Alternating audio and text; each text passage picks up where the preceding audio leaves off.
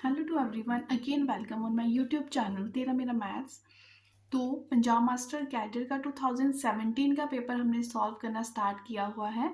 इससे पहले जो 6 क्वेश्चंस हैं वो मैंने पार्ट 1 पे सॉल्व किए हैं। आप डिस्क्रिप्शन बॉक्स में जाके उसका लिंक देख सकते हो।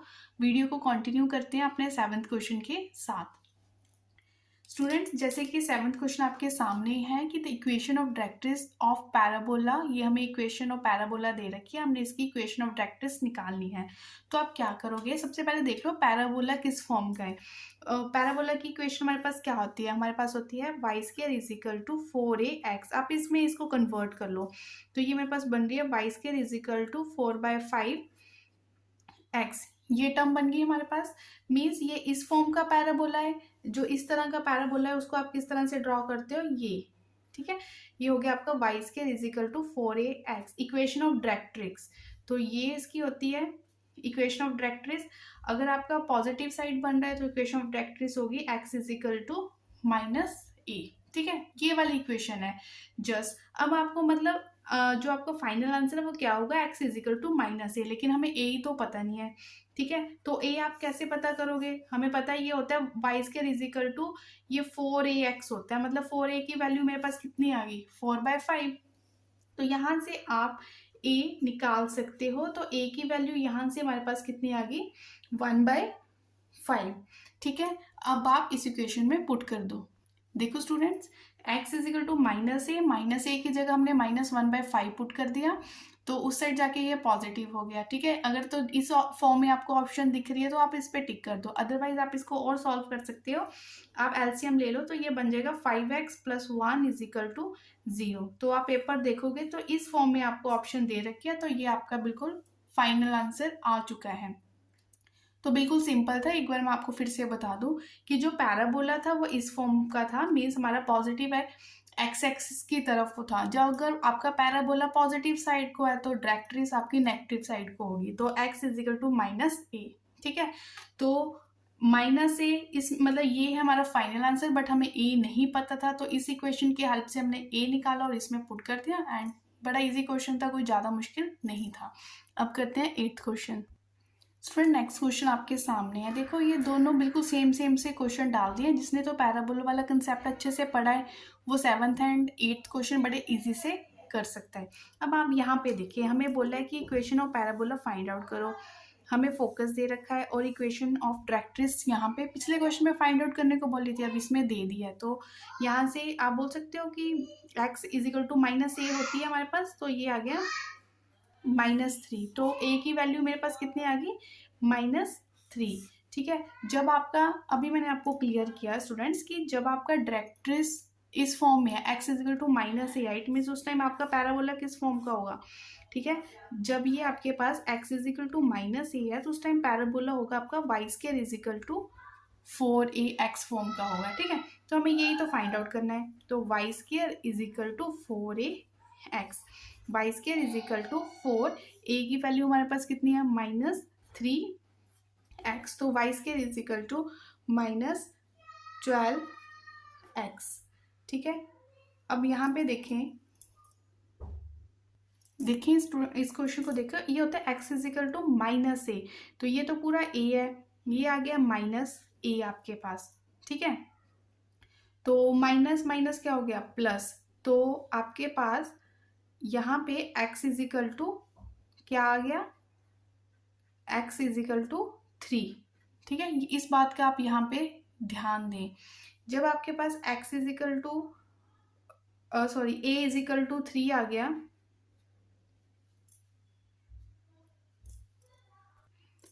ठीक है स्टूडेंट, जब a इज इक्वल टू 3 आ गया तो a की वैल्यू यहाँ पे +3 आएगी और आंसर यहाँ पे करेक्ट कर लें, यहाँ पे आएगा पॉजिटिव में 12x आपका क्या आएगा, आंसर आएगा।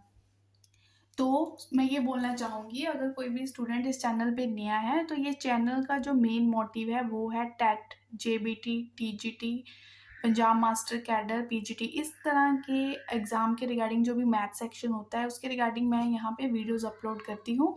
तो आप चैनल को ज़रूर सब्सक्राइब कर ले अगर आप इन किसी भी एग्ज़ाम की आप तैयारी कर रहे हो। तो फिलहाल जो है हमने क्या स्टार्ट किया हुआ है पंजाब मास्टर कैडर का प्रीवियस पेपर सॉल्व करना स्टार्ट किया हुआ है, इसी चेन को हम कॉन्टिन्यूटी में रखेंगे, बाकी पेपर भी हम लेंगे, बाकी स्टेट्स के पेपर भी हम सॉल्व करेंगे। ठीक है स्टूडेंट्स, अब करते हैं 9th क्वेश्चन। देखिए स्टूडेंट, ये हमारा नेक्स्ट क्वेश्चन है। देखने में लग रहा है कि पता नहीं इन्होंने क्या पूछ लिया, पर आप देखें कि sum of focal distances from any point on the ellipse is, इनमें से कौन सा आंसर होगा। तो इसका एक डायरेक्ट फॉर्मूला है कि जब भी आपको सम ऑफ फोकल डिस्टेंसेस पूछा जाए, वो किसके बराबर होता है, वो होता है is equal to length of major axis. ठीक है, जो भी एलिप्स की मेजर एक्सिस होगी उसके बराबर होगा, बस वो आंसर आएगा। देखो कोई भी क्वेश्चन इतना मुश्किल नहीं पूछा गया, बट हमें बेसिक कंसेप्ट पता होनी चाहिए। तो सम ऑफ फोकल डिस्टेंसेस एलिप्स में, सम ऑफ फोकल डिस्टेंसेस के रिगार्डिंग कुछ भी पूछ लिया जाए, तो जो भी उस एलिप्स की मेजर एक्सिस होगी उसके इक्वल होगा आपका। तो सबसे पहले गिवन इक्वेशन को हम जर्नल फॉर्म में कन्वर्ट, जो भी हमारी स्टैंडर्ड फॉर्म है उसमें कन्वर्ट कर लेते हैं। तो जब आप इसको कन्वर्ट करोगे, जैसे 144 यहाँ पे 1 होना चाहिए, सभी को 144 से आपने डिवाइड कर लिया। फर्स्ट स्टेप तो ये हो गया हमारे पास। तो 16/14 y square 144 y square is equal to 1।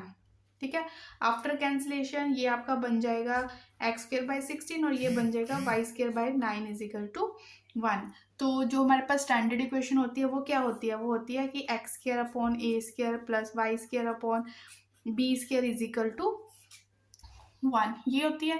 तो यहाँ से क्लियर हो रहा है, ये a² है, ये b² है, मीन्स a यहाँ से मेरे पास 4 आ गया, b यहाँ से मेरे पास 3 आ गया। तो क्या होता है, लेंथ ऑफ, मुझे क्या चाहिए, लेंथ ऑफ मेजर एक्सिस, क्योंकि इसका आंसर ही लेंथ ऑफ मेजर एक्सिस है। तो मेजर एक्सिस हमारे पास क्या हो गया, 4। लेंथ ऑफ मेजर एक्सिस होता है 2a, तो आंसर कितना आ गया, 2 × 4 इज इक्वल टू 8। ठीक है, 2a हमारी मेजर एक्सिस होगी, तो आंसर हमारे पास कितना आ चुका है, 8।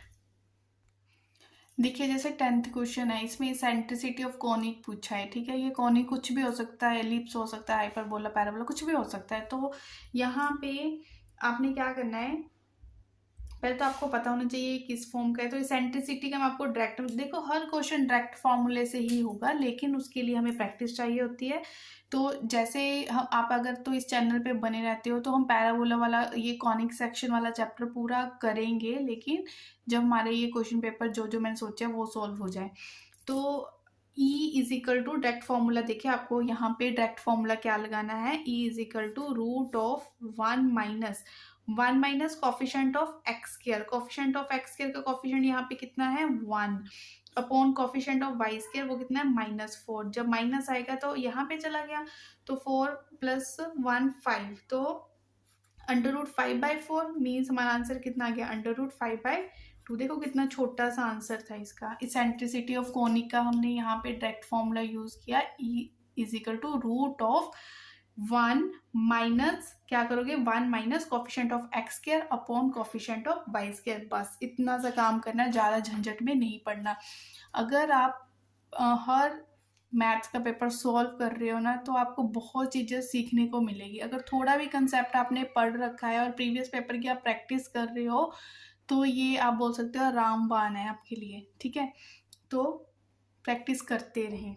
नेक्स्ट क्वेश्चन देखते हैं स्टूडेंट्स। नेक्स्ट क्वेश्चन देखिए, ये भी बड़ा ही मज़ेदार क्वेश्चन पूछा गया है। The ratio in which the line joining points YZ plane की बात हो रही है। देखो ये मेरे पास 2 पॉइंट्स है जो लाइन को ज्वाइन कर रहे हैं, ये 3 5 है, ये -4 है। ठीक है, तो रेशो पूछी है, मीन्स किसी रेशो पे ये कट हो रहा है। देखो YZ प्लेन है, मीन्स x का कॉफिशेंट 0 हुआ, और y और z की ही यहाँ पे बात हो रही है। तो आप सपोज कर रहे हो ये एक दूसरे को कट कर रहे हैं K/1 में। K/1 में तो इसमें हम सेक्शन फॉर्मूला यूज़ करते हैं। तो आपने अपनी छोटी क्लासेस में पढ़ा हुआ है कि सेक्शन फॉर्मूला किस तरह से यूज़ होगा। तो मैं डायरेक्ट यहाँ पे लगा रही हूँ। ये क्या होता है, जैसे ये आपका M/N होता है, तो ये हो गया N/X2। ठीक है, मैं आपको बता रही हूँ N/X2 plus N/X1 upon, sorry ये आपका M है, ये N है। ठीक है, तो होता है N/X2 M/X1। ठीक है, तो सबसे पहले जो सेकंड रेशो होती है N उसको मल्टीप्लाई कर दिया x1 के साथ, फिर m उसको मल्टीप्लाई कर दिया x2 के साथ, तो m प्लस n। तो इसमें आपको टाइम सेविंग बात ये बता रही हूँ। जैसे YZ प्लेन की बात हो रही है, मीन्स इसमें x वाले कोऑर्डिनेट्स 0 होंगे, तो हमने क्या किया, x कोऑर्डिनेट लिखा और उसको इक्वल टू आपने 0 कर देना। YZ लिखने की जरूरत नहीं है, उस पर टाइम वेस्ट मत करना, ठीक है। तो यहीं से हमारा आंसर आ जाएगा। जैसे मैं यहाँ पे वैल्यूज पुट कर दूँ तो ये बन रहा है n की जगह 1 आ गया, ये हमारा x1 हो गया, ठीक है। x1 कितना आ गया, 2 आ गया, प्लस k, और ये हमारा, ठीक है, आप देख सकते हो ये हमारे पास 3 आ गया, और नीचे आ गया k प्लस 1 इक्वल टू 0। इसको सॉल्व करो, सॉल्व करके देखो क्या आपके पास k is equal to -2/3 answer आ रहा है, ठीक है स्टूडेंट्स। तो ये हो गया हमारा 12th क्वेश्चन। अच्छे से वीडियो को आराम से समझो, अच्छे से वीडियो को पॉज करो, अच्छे से समझो इस क्वेश्चन को, क्या पता है किसी पेपर में आपको ये क्वेश्चन देखने को मिल जाए। देखिए अगला है हमारा question, the equation of line through point and equally inclined to axis are. जब भी इक्वली इंक्लाइंड की बात हो जाए तो अपने डायरेक्ट क्या करना है, जैसे होते हमारे पास फॉर्मूला होता है x minus x1 is equal to y minus y1 is equal to z minus z1। तो अपने x minus 2 is equal to y minus y1 होता है z, ठीक है। तो ये हो गया z माइनस z1 प्लस 5। तो ये फाइनल आंसर आ चुका है, ठीक है। बस बच्चे को ये पता होना चाहिए कि इंक्लाइंड पे का क्वेश्चन और हमें गिवन पॉइंट्स दे रखे हैं, तो हमने क्या यूज़ करना है, हमने यूज़ करना है x minus x1 is equal तो z माइनस z1 करोगे तो आपका फाइनल आंसर आ जाएगा, ठीक है स्टूडेंट्स। अच्छे से समझ रहे हो, फर्स्ट पार्ट भी ज़रूर देखें इसके रिगार्डिंग। तो अब हम करते हैं अपना 14th क्वेश्चन। देखिए स्टूडेंट, ये क्वेश्चन है बिल्कुल ऑरल ही है, अगर आपको कंसेप्ट पता है तो आप जस्ट टिक कर लोगे। देखो पूछा क्या हुआ है कि फुट ऑफ परपेंडिकुलर इस पॉइंट से वाई एक्सिस के ऊपर, देखो इस तरह से समझो ये वाई एक्सिस है, ठीक है। यहाँ से अल्फा बीटा गामा, यहाँ पे पूछा वाई एक्सिस के ऊपर क्या पॉइंट होगा, तो वाई एक्सिस के ऊपर एक्स और जेड का क्या काम, कोई काम नहीं ना है। तो आपने क्या करना है, जहाँ पे एक्स और जेड कोऑर्डिनेट्स आपके पास 0 है वो आपका फाइनल आंसर होगा। तो जस्ट विद इन सेकेंड आप टिक कर सकते हो 14th क्वेश्चन को देख के ही कि आपने किस ऑप्शन को टिक करना है। तो करते हैं अब अपना 5th क्वेश्चन।